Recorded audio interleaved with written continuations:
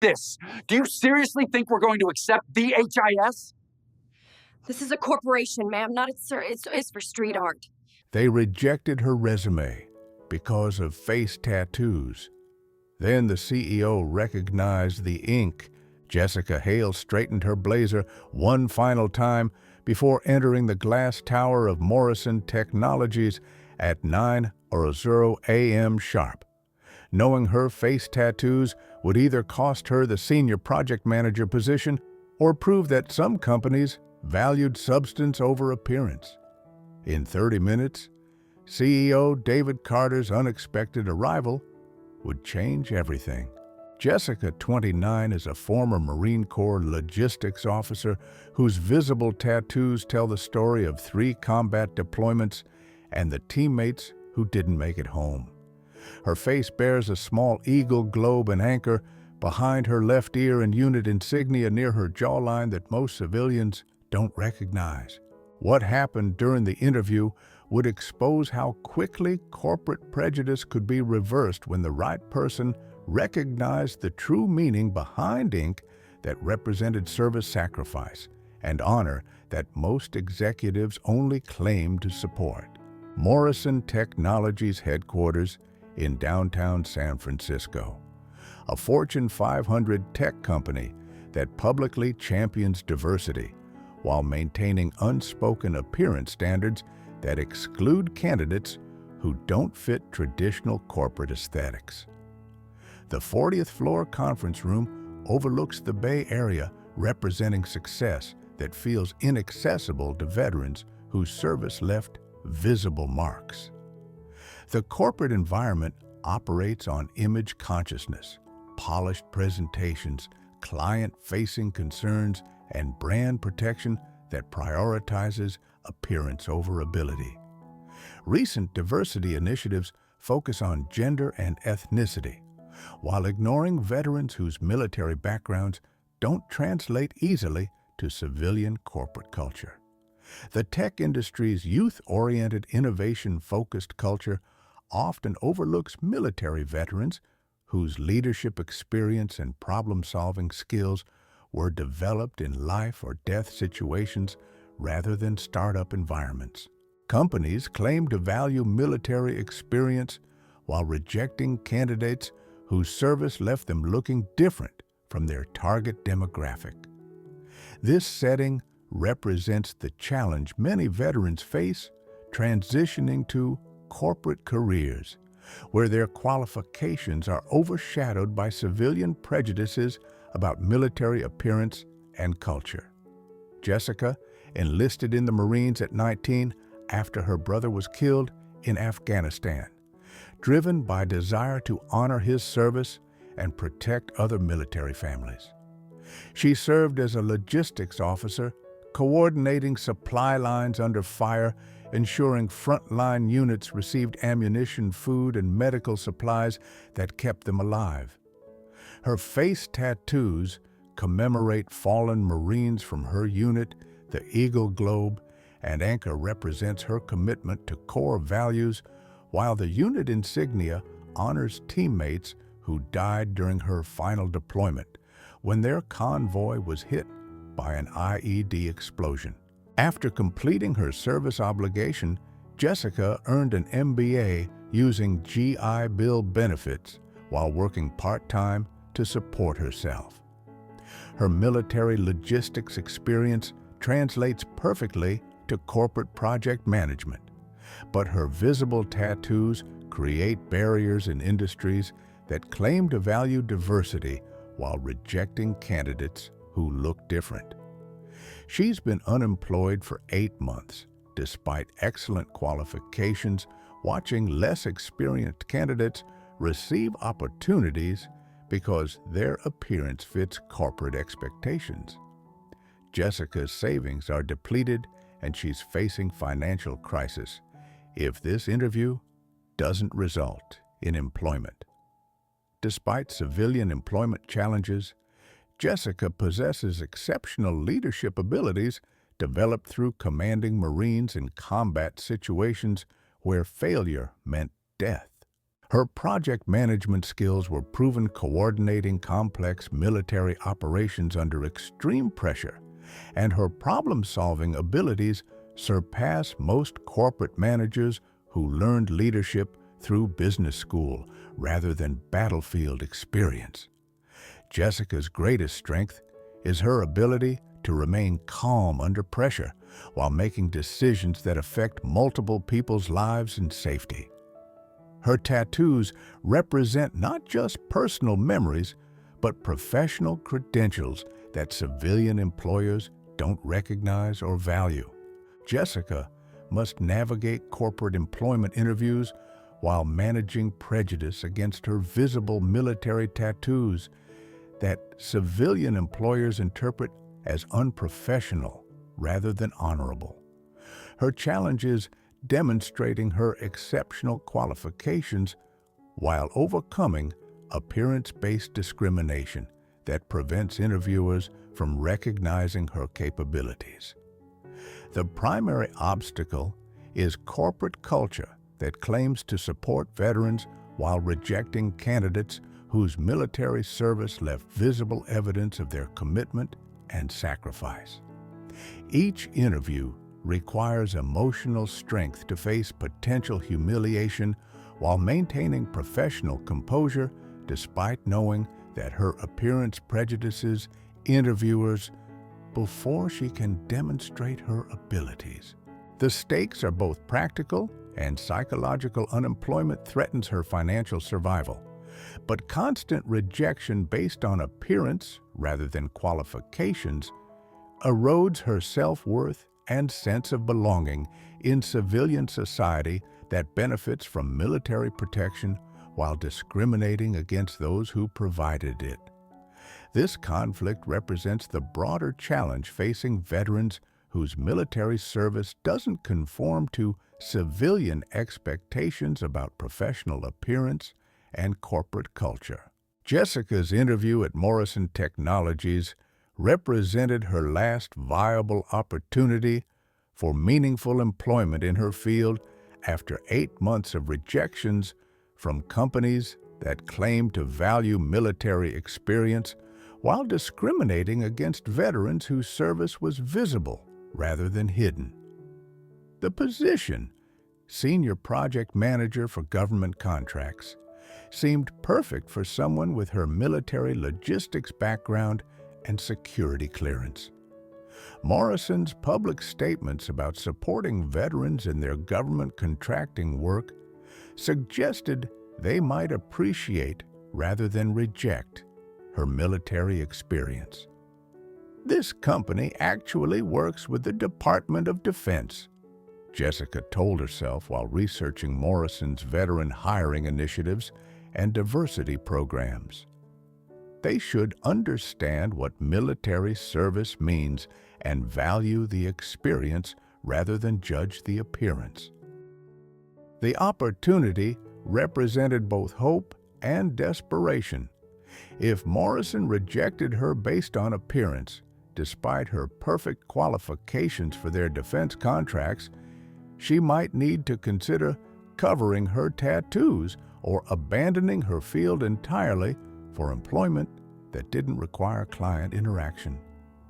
Jessica prepared knowing this interview would test whether her military service was an asset or liability in corporate environments that claimed to honor veterans while maintaining appearance standards that excluded those whose service left visible evidence of their commitment. Jessica spent weeks preparing for the Morrison interview with military precision researching company culture leadership team backgrounds and recent project successes that demonstrated her value proposition for their government contracting division. Her preparation included practicing responses to questions about her tattoos that acknowledged their military significance while emphasizing her professional qualifications and client management experience. Jessica rehearsed, explaining how her military leadership translated to corporate project management without appearing to lecture civilian executives about military superiority. Most critically, she prepared psychologically for potential rejection based on appearance rather than qualifications, developing coping strategies for maintaining dignity if interviewers demonstrated prejudice against her military tattoos or made assumptions about her character based on appearance. Jessica's military uniform provided template for professional appearance that honored her service while meeting corporate standards. She chose clothing that partially concealed some tattoos while leaving her face markings visible, refusing to completely hide her military identity for civilian comfort. Her research revealed that Morrison's CEO, David Carter, had military connections through family members, suggesting potential understanding of military culture and appreciation for veteran experience that other companies lacked. Jessica also prepared portfolio materials that demonstrated her military logistics achievements, security clearance status, and leadership experience managing complex operations under pressure, qualifications that perfectly matched Morrison's government contracting needs if they could see past her appearance. Jessica arrived at Morrison Technologies 30 minutes early, using the time to observe company culture and employee interactions in the lobby. That suggested professional environment where her military bearing would fit better than startup casualness that emphasized youth over experience. The receptionist's polite but surprised reaction to her appearance indicated that Morrison rarely interviewed candidates with visible tattoos, but the company's military contractor displays suggested they worked regularly with military personnel who might share her background.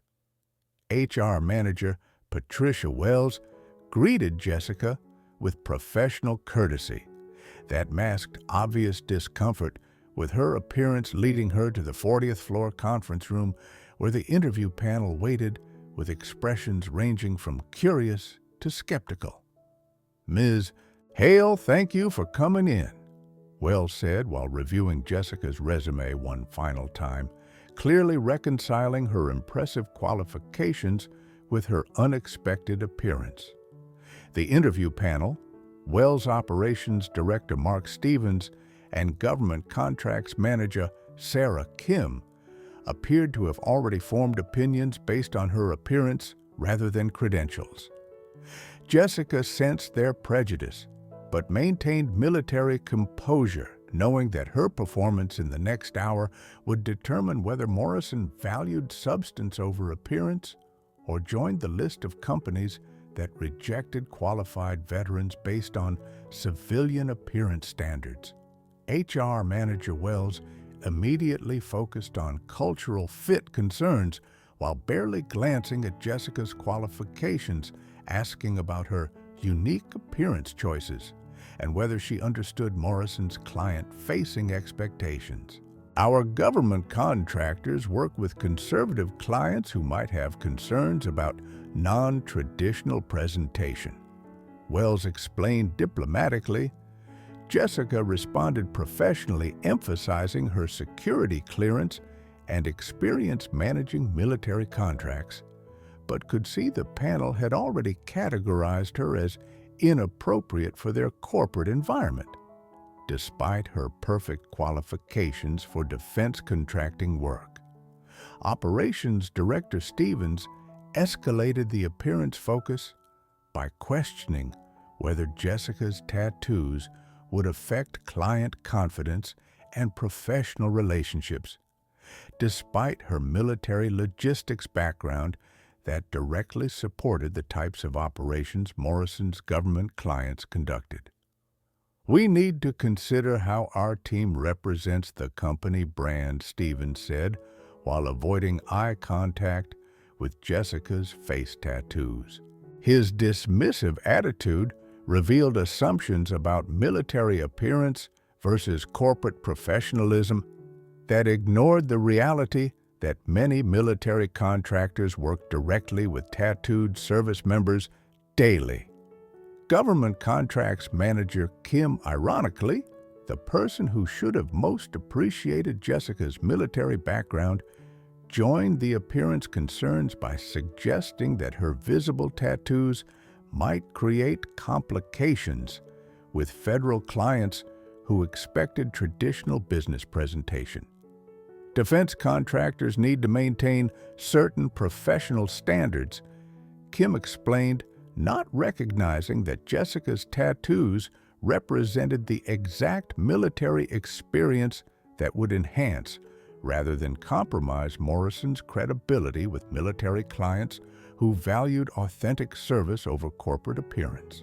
The interview panel's obvious discomfort with Jessica's appearance created a hostile environment that tested every lesson military training had taught her about maintaining composure under adversarial conditions.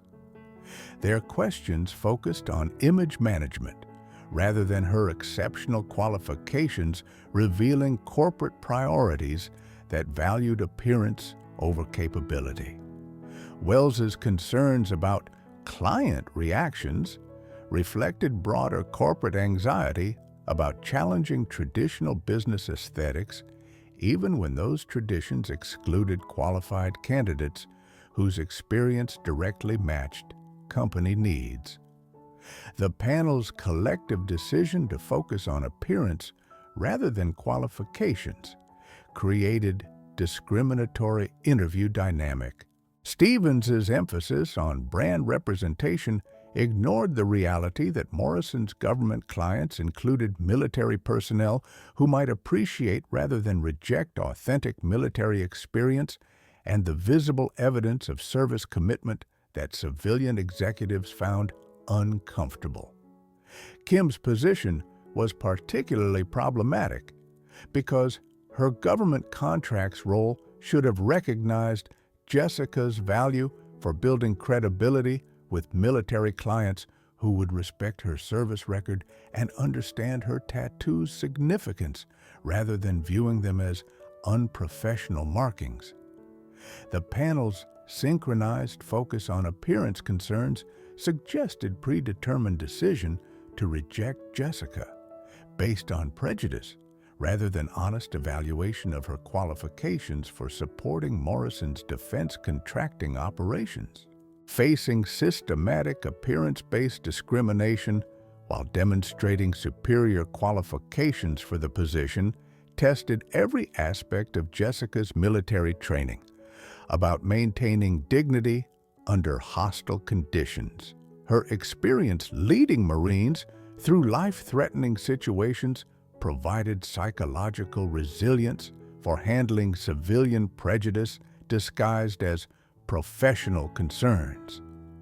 The panel's focus on her tattoos forced Jessica to articulate the meaning and value of visible military service in ways that challenged their assumptions about professional appearance versus actual professional capability. Her military bearing and precise communication demonstrated leadership qualities that corporate training couldn't replicate. Jessica's response to discriminatory questioning revealed character developed through military service. She maintained professional courtesy while refusing to apologize for appearance that represented honorable service and legitimate qualifications for their defense contracting work. The interview process crystallized her understanding of civilian-military divide. Corporations that claimed to support veterans often couldn't recognize military value when it didn't conform to their aesthetic expectations. Jessica's tattoos represented experience they needed but couldn't appreciate due to superficial prejudices. Her military identity strengthened under attack, reminding her that her worth wasn't determined by corporate approval, but by service to missions larger than civilian comfort or appearance standards that had nothing to do with job performance. As the interview progressed, the panel's body language and questioning patterns made clear that Jessica's rejection was foregone conclusion based on appearance rather than qualifications. Wells began transitioning toward polite dismissal, while Stevens and Kim avoided eye contact that might suggest reconsideration of their predetermined decision. The systematic focus on appearance concerns rather than her military logistics expertise, security clearance, or leadership experience indicated that Morrison's veteran hiring initiatives were marketing rather than meaningful policies for supporting qualified military candidates. Jessica's exceptional qualifications for government contracting work couldn't overcome appearance prejudice from executives who claimed to value military experience while rejecting candidates whose service was visible rather than hidden through conventional corporate presentation. The panel's collective decision to prioritize appearance over ability represented exactly the kind of discrimination that prevented qualified veterans from utilizing their military experience in civilian careers that should have valued their unique capabilities. Morrison's failure to recognize Jessica's value for their defense contracting operations demonstrated how corporate prejudices could eliminate exactly the talent they needed most, creating systems where qualified veterans faced unemployment despite perfect matches between their experience and available positions. As the interview reached its predetermined conclusion, with Wells preparing diplomatic rejection language about exploring other candidates who might be better cultural fits, Jessica faced the crushing reality that even companies working directly with military clients couldn't see past her appearance to recognize her value. Ms. Hale, while your qualifications are impressive, we have concerns about client presentation standards that might affect our government contracting relationships, Wells said, delivering rejection disguised as professional courtesy. Stevens nodded agreement, while Kim avoided eye contact, all three participating in discrimination against exactly the kind of military experience their company needed. Jessica felt every military leadership lesson being tested as she faced systematic rejection for appearance that represented service and sacrifice these executives claimed to honor in their corporate diversity statements. 8 months of unemployment, depleted savings, and constant rejection crystallized into this moment of institutional betrayal. I understand that my military service makes you uncomfortable, Jessica said quietly, her voice carrying across the conference room, where three executives realized they'd revealed their prejudices more clearly than intended. But these tattoos represent experience managing million-dollar logistics operations under enemy fire while coordinating with the same military clients your company serves. The room fell silent as Jessica's words forced everyone to confront the reality they'd been too prejudiced to recognize they were rejecting someone whose military experience directly matched their business needs because her service was visible rather than hidden behind corporate appearance standards. Her dignity in the face of discrimination created powerful contrast between her military leadership and their civilian prejudice. But the damage was done. Another qualified veteran would be rejected by a company that claimed to support military personnel. Standing in the Morrison conference room, with her military service questioned and her employment prospects destroyed by appearance-based discrimination, Jessica faced the fundamental choice that would define her relationship with civilian corporate culture: accept systematic rejection and hide her military identity, or maintain her dignity and demand recognition for service regardless of civilian comfort levels. The safe path was capitulation promise to cover her tattoos, apologize for appearance that made executives uncomfortable, and accept that her military service should be hidden to accommodate civilian prejudices about professional presentation standards. But Jessica looked around the room at executives who managed defense contracts while rejecting veterans whose experience directly supported those same military operations, and realized this moment represented every qualified veteran facing unemployment, because their service was visible rather than concealed. If I apologize for these tattoos, I'm telling every veteran that their service should be hidden to accommodate civilian comfort. Jessica thought, feeling her military pride resurging despite 8 months of rejection and financial pressure. But if I stand firm, maybe the next veteran won't have to choose between their identity and their career. Her decision crystallized around deeper truth. Corporate America claimed to support veterans while maintaining systems that excluded those whose service left visible evidence of their commitment, creating environments where military experience was valued only when it looked like civilian business training. The ultimate stakes transcended her personal employment.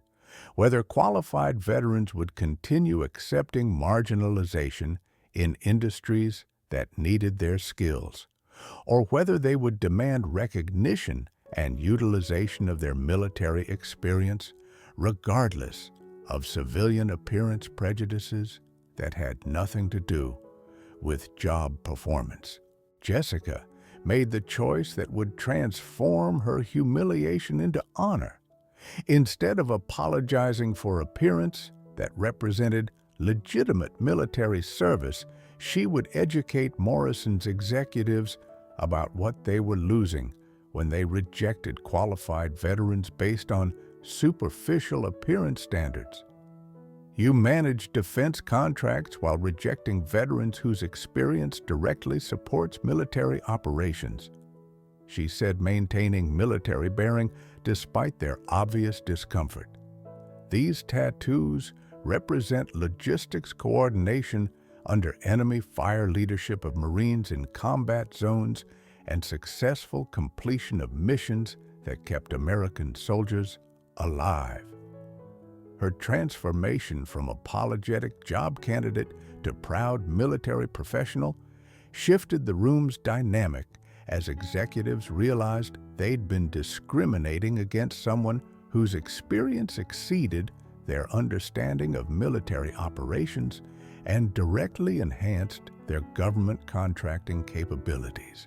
Jessica's courage in defending her service forced everyone to confront their prejudices about veterans' military appearance and the relationship between corporate image and actual professional capability.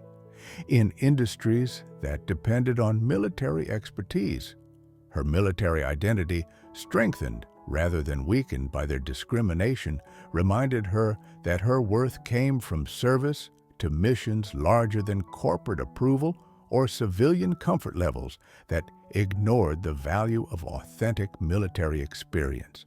As Jessica defended her military service and tattoos against the interview panel's appearance-based discrimination, she felt both vulnerable and empowered.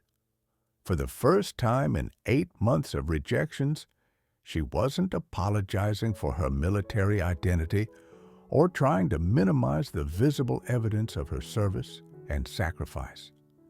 Her military training provided the psychological framework for maintaining dignity under hostile scrutiny.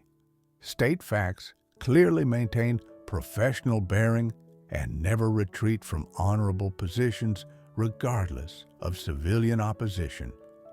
Jessica applied combat leadership lessons to corporate discrimination, treating the panel's prejudice as a mission requiring direct action.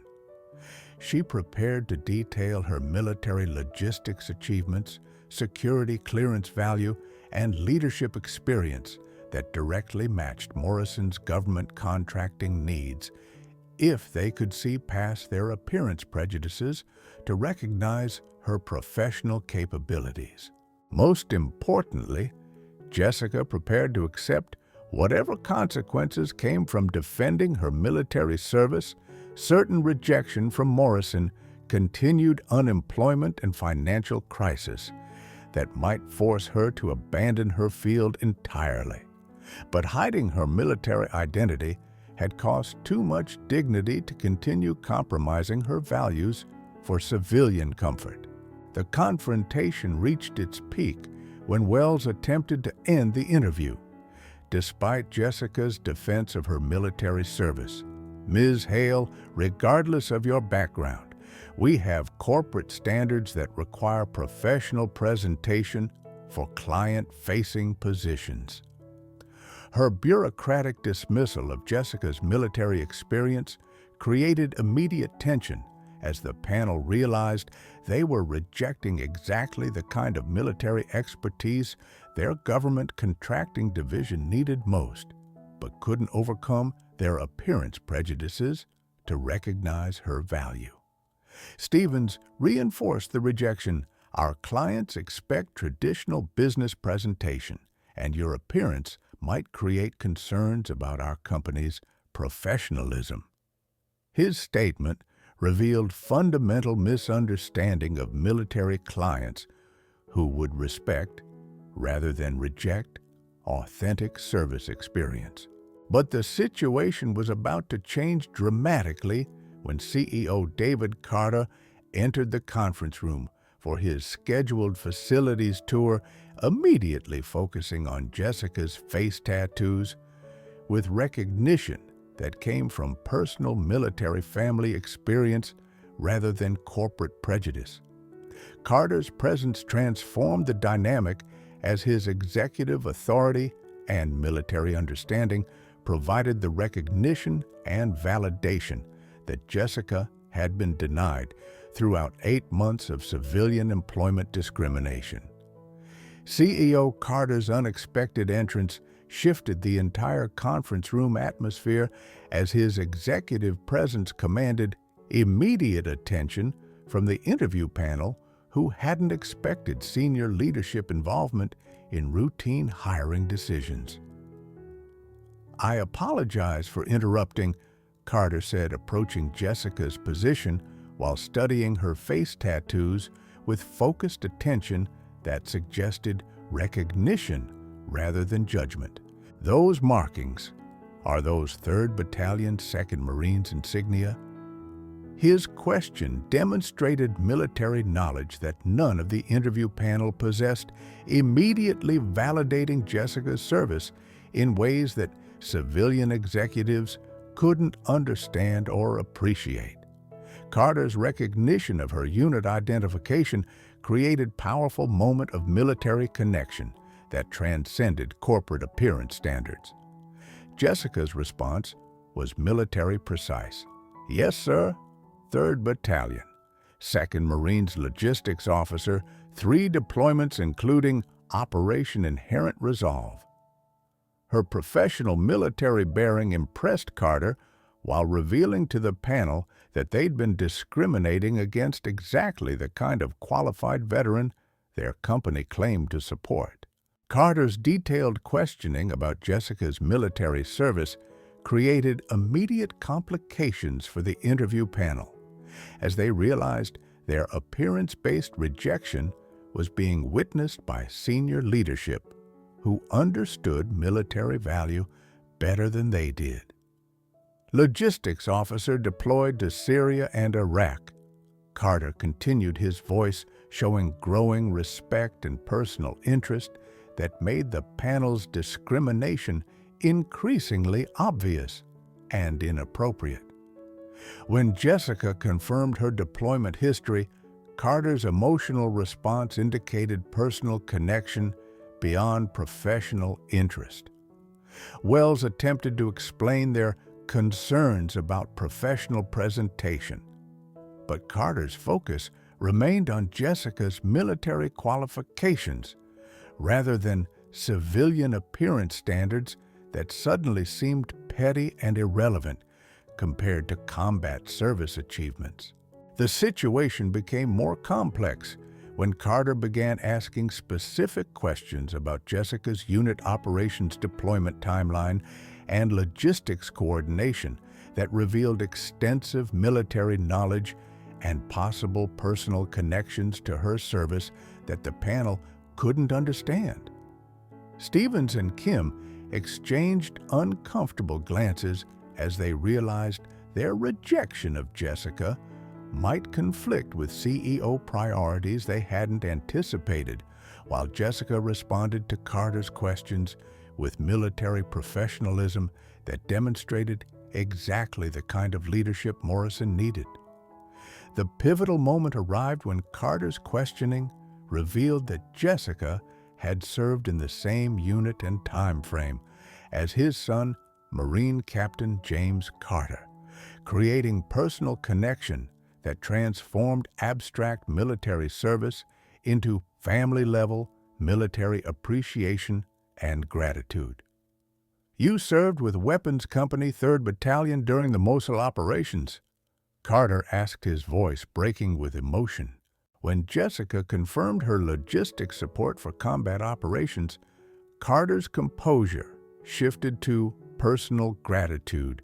"You coordinated supply lines that kept my son's unit operational during their most dangerous missions." The revelation that Jessica had directly supported Carter's son's combat effectiveness created immediate transformation in how everyone present viewed both her qualifications and the panel's discrimination against someone whose service had protected their CEO's family member. Jessica's response showed military humility. "Just doing my job, sir." Logistics coordination was essential for keeping Marines supplied and operational. But Carter corrected her understanding. "What you did enabled combat operations that brought my son home safely. Your service directly protected my family." The conference room atmosphere shifted completely as the interview panel realized they'd been discriminating against someone whose military service had personal significance for their CEO, making their appearance-based rejection professionally and personally offensive to senior leadership. Carter's personal testimony about Jessica's service value provided educational moment about military logistics importance and the qualified veterans that civilian companies often overlooked due to appearance prejudices that ignored professional capabilities. Carter's recognition of Jessica's service to his son's unit created immediate transformation in how Morrison viewed both her employment candidacy and their discriminatory interview practices that had nearly eliminated exactly the military expertise their government contracting division needed. His detailed advocacy for Jessica's qualifications, combat logistics experience, security clearance value, military leadership training, provided evidence that the panel's appearance concerns were irrelevant compared to her professional capabilities and direct experience with military operations. Wells faced complete reversal of her rejection decision as discriminating against someone whose service had protected their CEO's son became professionally indefensible, especially when Carter began advocating for Jessica's immediate hiring rather than continued evaluation. The breakthrough extended beyond individual vindication. Carter initiated policy discussions about identifying and recruiting military veterans throughout Morrison's operations, recognizing that their combat experience provided training that civilian education couldn't replicate. Jessica's courage in defending her military service created educational moment that influenced company culture toward recognizing and valuing veteran experience rather than discriminating against visible evidence of military commitment that enhanced rather than compromised professional capability. Carter's advocacy transformed Jessica from rejected candidate to priority hire as the interview panel learned about her life-protecting military service and began recognizing the value of her combat logistics expertise for enhancing Morrison's government contracting capabilities. Wells offered immediate employment with enhanced compensation package that reflected both her qualifications and the company's recognition of their discriminatory interview practices that had nearly cost them exceptional military talent.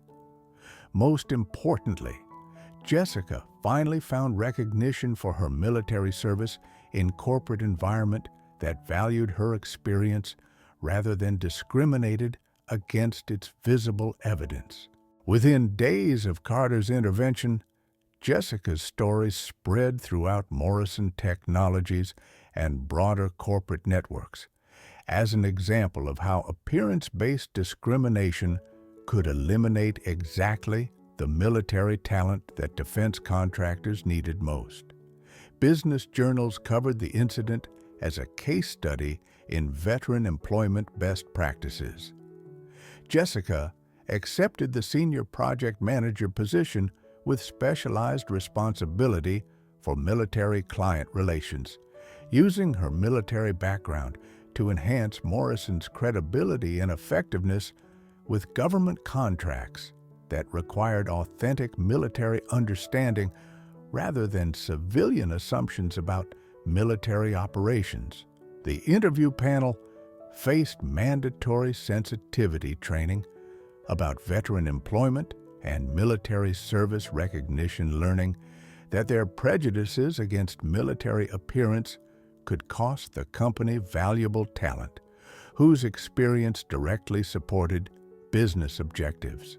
Carter implemented veteran-focused recruiting initiatives that specifically sought military professionals and created interview protocols that recognized rather than discriminated against service-related characteristics that civilian executives might not understand, but military clients would value.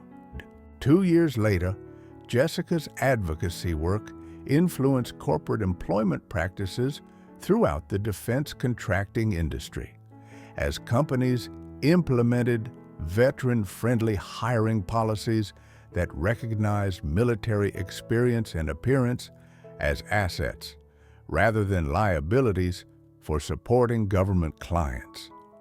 Legislative efforts emerged from her experience creating corporate veteran employment incentives and workplace protections that prevented discrimination based on service-related appearance factors like tattoos that represented legitimate military credentials rather than unprofessional choices. Educational programs in business schools and corporate training used Jessica's story to teach about military veteran value combat experience applications and the importance of recognizing service-related qualifications that civilian education couldn't provide or replicate. Morrison Technologies became industry leader in veteran employment, hiring multiple former military personnel and creating workplace culture that celebrated rather than concealed military backgrounds that enhanced government contracting capabilities and client relationships. National veteran employment organizations adopted Jessica's integration strategies, helping other military professionals navigate corporate discrimination while maintaining dignity and receiving recognition for their service rather than acceptance of appearance-based prejudice that ignored their qualifications. Jessica evolved from unemployed veteran hiding her military identity to confident corporate leader who celebrated her service while building successful career that utilized her combat experience for civilian business success and military client relations. She earned promotion to Director of Government Relations, where her military background provided credibility and understanding that civilian executives couldn't match when working with military clients who respected her authentic service experience. My tattoos tell the story of service that enhances rather than compromises my professional capability. Jessica often tells corporate audiences, military experience brings value that business schools can't teach and corporate prejudice shouldn't ignore. Jessica's story proves that military service should be recognized as professional qualification rather than appearance liability, and that corporate success improves when companies value authentic military experience over superficial presentation standards that exclude qualified veterans whose service enhanced rather than compromised their professional capabilities. Today, Jessica Carter, she married the CEO's son James, whom she'd helped keep alive through her logistics coordination, serves as Morrison Technologies Vice President of Veteran Integration, where her military experience has revolutionized how the company recruits, develops, and utilizes military talent throughout their operations. Her face tattoos are now displayed proudly during client presentations as authentic evidence of military expertise that enhances Morrison's credibility with government contracts requiring genuine military understanding. The conference room where she was nearly rejected now hosts veteran employment seminars that train other corporations in recognizing and valuing military experience regardless of appearance factors that civilian executives might not understand, but military clients respect and value. Carter's Veteran Integration Program has become an industry model demonstrating that companies succeed when they recognize military service as professional qualification rather than appearance concern, and that the most valuable employees are often those whose experience doesn't fit traditional corporate stereotypes, but provides irreplaceable expertise that civilian education cannot replicate or corporate prejudice should never waste.